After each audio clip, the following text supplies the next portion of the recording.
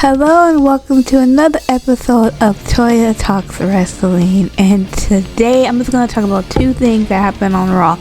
The beginning of Raw and the end of Raw. But first, I want to send out a congratulations to your new undisputed WWE champion, Sami Zayn. Yes, he pinned Cody with a roll-up at Night of Champions. He is your new WWE champion. For how long? I don't know. I'm hoping it's towards the end of the year. You know, give him a couple of months or whatever like that, just to let him hold it, whatever. But congratulations to Sami Zayn. So, like I said before, I'm only going to talk about two parts of Raw because I don't remember the other parts. I was falling asleep. I was so tired. But so in the beginning of Raw, we had Oba Femi, who is now your 2026 King of the Ring. Yes, he beat Jey Uso on last Saturday. Congratulations to him. So he comes out. Obviously, everybody's doing the Oba strut, whatever, everything else, the strut, the march, whatever you want to call it. And he's taking in all the applause and everything else, and he's like, "That's very good, very good. That's very good for a ruler. But now, I need some ovation for a king, your king, King Oba Femi." So the crowd started cheering some more and everything else like that. And he's like, "Very nice, very nice." Basically, he came out there to pick who he was going to compete with on SummerSlam for the championship, whether it was Roman Reigns or Sami Zayn. So as he was about to choose, you hear the guitar riff of Brock Lesnar's entrance music, and I'm like, aha!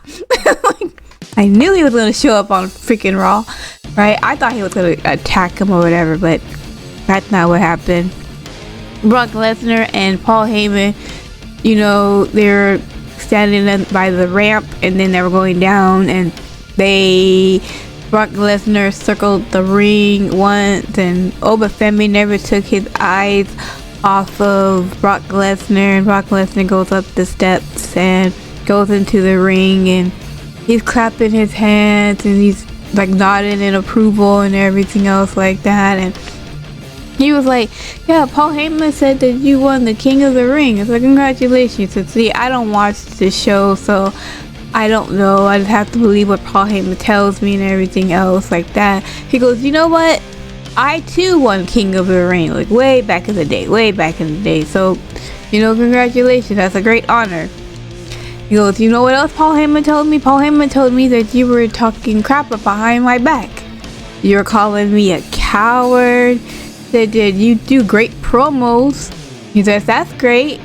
I don't know how to do promos. That's why I have Paul Heyman here." Paul Heyman, Brock Lesnar doing most of the talking here, guys. And Paul Heyman takes a bow and everything else. The crowd starts clapping.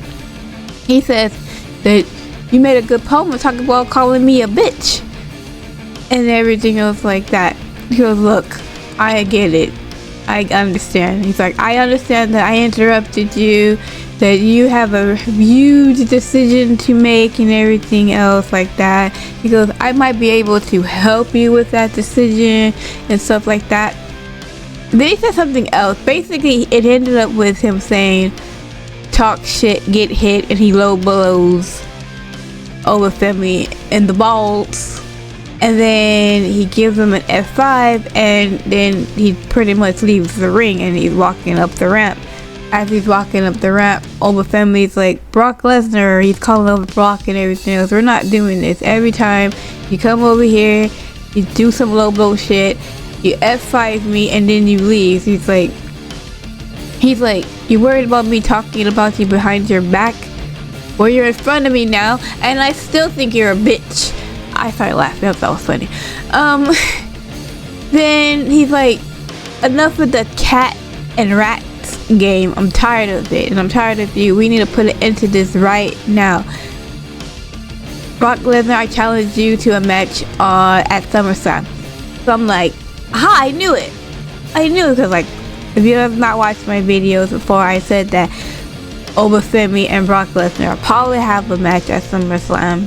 And it'll probably be some kind of gimmick match. It can't be just any match. I was saying last man standing match, but Brock Lesnar's like, alright, Oba, but only one condition is a Hell in a Cell match. And I'm like, huh, interesting, because I don't think Brock Lesnar ever lost in the Hell in a Cell match. So I can totally see this match being night 1 for the main event at SummerSlam in Minneapolis, Minnesota. Why would it not be? Why would it not be? I can totally see it being so, because if you worry about what about the WWE Championship, that can be like the ESPN hour, you know, the free hour as they call it. So yeah, they could put that there and then put this match at night as champion, or not at SummerSlam, sorry, at main event.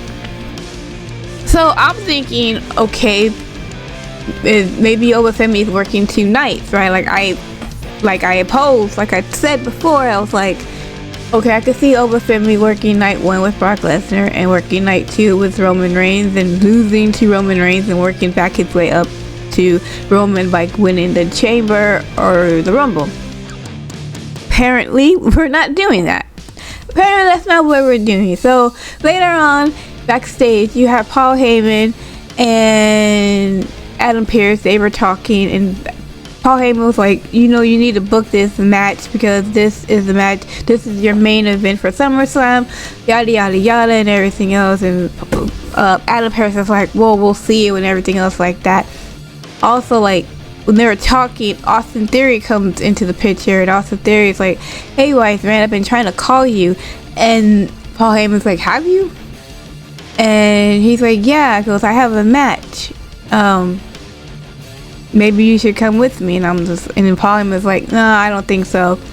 And he's like, well, where have you been and everything else? I didn't even know you were here. And Paul Heyman's like, with the cold shoulder, he's like, well, now you know. And he left. And I was like, damn, what's going on over there? Like, what's going on over there? I was like, shh, I don't know, but we'll find out, I guess. So Austin Theory's about to talk to Adam Pearce, and Adam Pearce is like, yeah, I'll talk to you later. No, not really. So then Adam Pearce goes up to Oba Femi, right? And basically he asks Oba Femi, are you sure about this? And everything else. Oba Femi's like, look, we're gonna have there will be other opportunities for me to go after the championship. The championship ain't going nowhere, right? Now I need to finish this with Brock Lesnar, and it's gonna be Hell in a Cell. I'll finish it, you make the match. So it looks like that Oba Femi is just going to fight Brock Lesnar and not Roman Reigns or Sami Zayn for the title at SummerSlam. And I'm just thinking to myself, why did you put him in the fucking tournament if you weren't going to have him, you know, fight someone for a belt?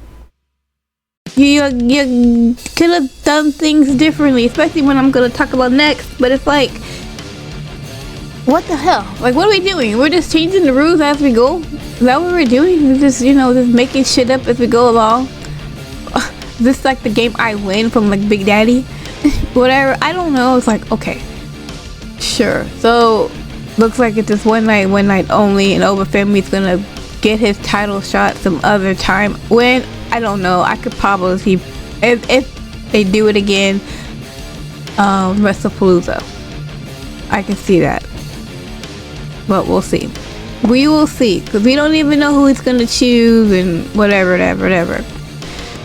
So at the end of the show, because Roman Reigns, which I thought Roman Reigns and Oba Femi were gonna have a face-off because they said that Roman Reigns was scheduled to be there, so that's what I thought. So now I'm thinking, well, why is Roman Reigns gonna be here now? Because unless he's gonna talk to Jey Uso about losing to Oba Femi, I don't understand why he's there. Anyways, so he comes out, you know, aura farming, and of course everybody is OTC and Roman Reigns and all the shit like that, and Roman Reigns says acknowledge me, and I'm like, motherfucker, they already did. Where the fuck were you? I heard it. I know you heard it, but okay. and he's about to say something, and then we hear "burn it down," and I'm like, okay. You know, I'm like thinking to myself, you know, I see where this is going. I see where they're going, and I'm like, you know, we could have just had Seth Rollins versus Braun Breaker for the finals, and then have Seth Rollins beat Braun Breaker, but instead we had to have a cage match, which Seth Rollins won, but whatever. Anyways, I'm jumping a little bit ahead of myself, sorry. So Seth Rollins comes out and they do a little stare down and everything else, and he says, Seth Rollins says, "How are you doing, my brother?" and everything else like that, basically talking about the 14 years. I'm like, had it been 14 years? This 14 years they've been tied together and everything else like that, saying that basically he was saying that when Roman Reigns was ruling back in like 2020 and 2024 or whatever, he beat pretty much everybody there except for one person, and that's him, Seth Rollins. And he talks about everything they've gone through and all this other stuff, and Roman Reigns was like, you can't get this title shot, you didn't earn it. And he's like, look, as long as you have the title, I can always get that title shot. I own you. Like, I own you. You've never beaten me. I got your number, Roman. That's what Seth's saying. Seth's saying, like, look, I got your number. See the phone right here? That's you right there. That's you right there. Yeah, that's your number. That's you. I call you right now. You want me to? And everything. Oh, by the way, Jacob Fatu was there, but he was just standing around. And basically, he's like, we're gonna do it one more time, because you know what? I never really lost that title. It was taken from me and everything else, which is true. He was stripped of the title due to injury, so he never really lost it. And he's like, you know, you should take this challenge, because, or do you want to spend the rest of your life wondering if you can ever beat me and everything else like that? He goes, I know you want it and everything else. And so come on, one more time, one last time, and you have Roman Reigns saying, I don't want to beat you, I need to beat you. And he accepted the challenge. So now we have Roman Reigns versus Seth Rollins at SummerSlam for the heavyweight title. And I'm just thinking to myself again, why didn't you just have Seth Rollins win King of the Ring? You could have easily had Brock Lesnar fucking interfered in one of these freaking matches and attacked Oba or whatever and do that. But I'm just like, okay, I don't understand. I didn't get it. I'm just like, we're just changing the rules as we go. That's what we're doing. We're just changing the rules as we go. Whatever fits our agenda, that's what we're gonna change. I'm just like, okay. Y'all make it very difficult to watch the show sometimes. I don't know. But I think if we got the two main events, I think Oba versus Brock in the Hell in a Cell match, night 1, main event, gonna be awesome. And then you have Seth Rollins versus Roman Reigns, night 2. Always a good fucking match and everything else like that. I think, does Seth win? Or does Roman Reigns finally beat Seth? I don't know. I mean, Roman Reigns talked about how we had him through the summer when he won the championship at WrestleMania against Punk, but I don't know what that means exactly. So I'm not exactly sure what that means. So we shall see. I don't know.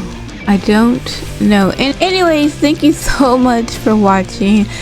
I hope you enjoy the rest of your day, and I will see you guys in my next video. Okay, bye.